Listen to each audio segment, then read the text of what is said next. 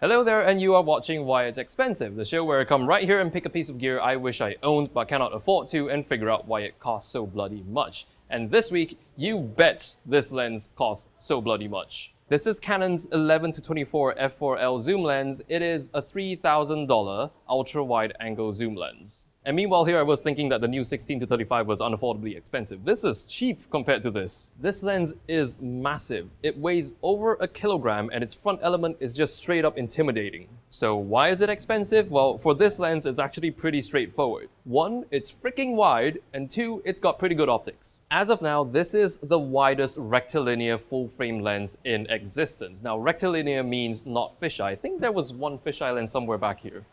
Found it. So although these things can be really wide, these are non-rectilinear lenses. So rectilinear for the win, I guess. Before I continue any further, I have to correct myself because the widest full-frame rectilinear lens is no longer the 11-24. It's been passed by the rather recent Laowa 10-18. But this 10-18 only works on Sony mirrorless cameras, so for DSLRs, the 11-24 is still the widest you can shoot with at the moment. So 11mm on full frame is insane. Now, technically speaking, you can walk up to anyone who owns one of these things and tell them, my 10-18 is wider because 10mm is wider than 11mm. But this cannot cover a full frame image circle, and 10mm on a crop is not even close to 11mm on full frame. Now, it's a bit hard to show you how wide this actually is because you are not in the same space we're shooting in, so you don't really know how big this space is, but what I'm going to do is I'm going to mount it on the EOS R, which is a full frame camera, pop it into video mode, and I'm going to hold it out at arm's length. So here it is, 11mm at arm's length. Look how tiny my head is and how long my arm is. My arm's not even completely straight. This is my arm completely straight. You can see the light that's next to the A camera. I'm just going to take a spin with this. Incredibly unreal.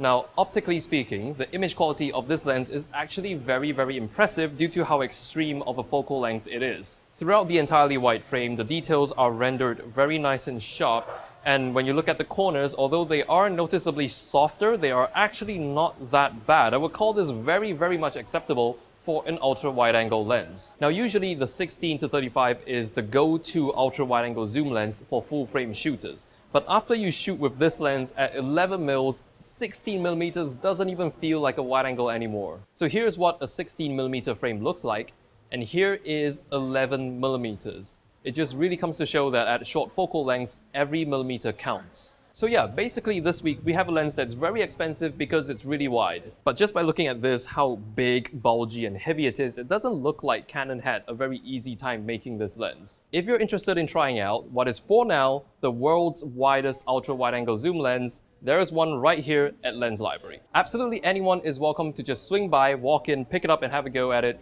for yourself alongside everything else that's sitting pretty on this lovely glass table. This place is in Malaysia, so if you do happen to swing by, I'll leave some info down below on how to get here. So in Why It's Expensive fashion, let me know over here in this poll or down in the comments below whether or not you think the Canon 11-24 zoom lens is straight up overpriced or just priced out of reach. Also, feel free to shout out any lens or piece of gear that you think deserves a spot on Why It's Expensive in an upcoming episode. So that's pretty much it for today, everybody. Thank you so much for watching, and I will see you in the next video.